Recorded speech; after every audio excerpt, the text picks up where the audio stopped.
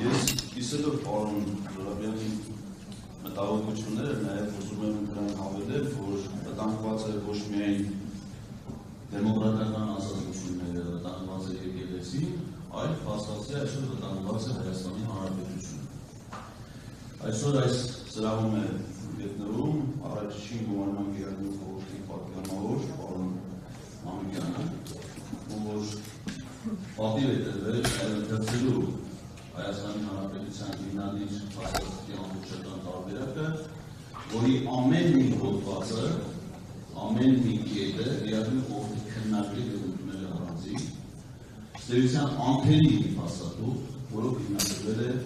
Հայաստանի Հանրապետությունը։ Եվ հիմա չգիտես ինչու, այդ հանրապետությունը համարակալել է, որ դրան համար ընտրվել, երրորդ տրոփ,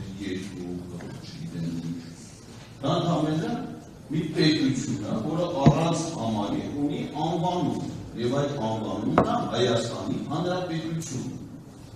Եվ եթե այդ անվանումը համընկնում է 18-ից 20 թվականի հանրապետության անվանման հետ, դա չի նշանակում, որ դա դրա իրավահաջորդն է։ Եթե այդ հանրապետությունը ընդգրկում է տարածք, որը խորհրդային իշխանության ժամանակ իր մեջ ընդգրկել է նաև հայկական սովետական հանրապետությունը, դա չի նշանակում, որ դա դրա հետ կապ ունի։ Անկախության հռչակագրով ստեղծվել է նոր պետություն, որի անունն է Հայաստանի Հանրապետություն եւ որտեղ որ մենք հիմա ապրում ենք։ Եվ հիմա գալիս են պաշտոնական հայտարարությունների։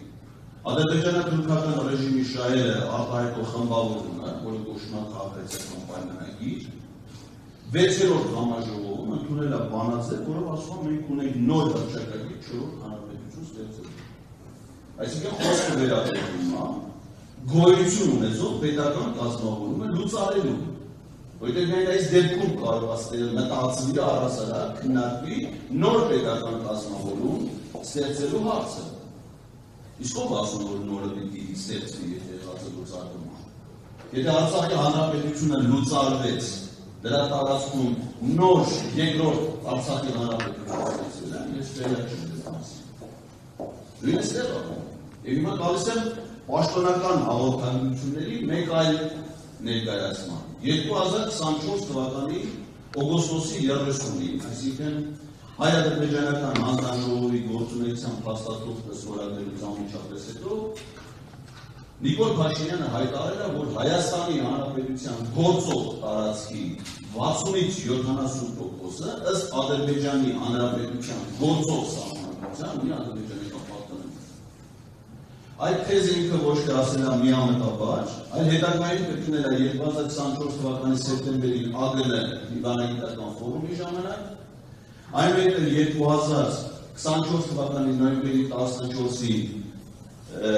իր Twitter-յան գրառումներով 14 գրառում անգլերեն լեզվով դրա մասին, դա այն նույն գիշարժան օրինը, որ ինքը սափրվել է, կան համարդիկ, որոնց կյանքում ասում է սափրվել է, լոգան ընդունել է, չգիտեմ, եվումները գտնել, մենք բազմական իրադարձություններ են, որոնց մասնակցությունները իմանալու։ Եվ այդ օրը ինքը 14 անգլերեն գրառում արել, դրանից հետո հարցազրույց Armen Press-ի,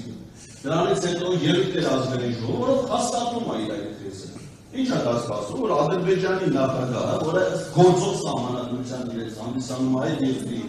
ինքնիշխանության եւ տարածքային ամբողջականության երաշխավորը, լսում է, որ իր երկրի սահմանադրությամբ իր իրավազորության տարածքի 60-ից 70%-ը վերահսկվում է մեկ այլ պետական կազմավորման կողմից, որը պետք է լուծարվի։ Պարզա չէ, որ այդ լուծարումից հետո ինքը ինքնիշխանություն է հաստատել այդ տարածքը, իսկ այդ տարածքները ինքը նկարագրել է աշխարհագրորեն։ Վայոց ձորի եւ Սյունիքի մարզերը ամբողջությամբ, Արարատի, Արմավիրի, Գեղարքունիքի, Տաուշի, Լոռու եւ Շիրակի մարզերից առանձին հատվածներ։ Այսինքն այս ամենի ասած այն է, որ վտանգված է մեր պետականության գոյությունը։ Իսկ ինչ անում հասարակությունը, երբ որ գտնվում է ճշնամական տիրապետության տակ, կազմակերպում ազգային ազատագրական պայքար։ Եվ ես խորհրդանշական եմ համարում, որ այս քննարկումը եւ այս նախաձեռնությունը հանրային ուժեր միավորելու նախաձեռնել է մի քաղաքական ուժ, որը ժամանակին առաջնորդել է թերևս այս ժողովրդի նորագույն պատմության շրջանի ամենամեծ հանրաժողովրդական շարժումը եւ ես հուսով եմ, որ այդ ավանդույթները կօգնեն, որպեսզի մի կողմ թողնեն բոլոր քաղաքական ուժերի, բոլոր հնարավոր հավակնությունները եւ միանան այս ազգային ազատագրական պայքարին, որը ամեն դեպս ուսումնուց տվել հայուն արդյունքներ, դրա արդյունքում կերտվել է երկու անկախ հայկական պետականություն, տոնվել է այդ պետականությունները պաշտպանելու հաղթական զորական մի գործընթաց եւ հաստատվել է խաղաղություն այս տարածաշրջանում, որը խաթարվել է ցավոք սրտի 18-ի ադրբեջան-թուրքական հեղափոխությունից հետո իշխան մեր ժողովրդի օրինական իշխանությունը տիրացած իշխանական ռեժիմի կողմից։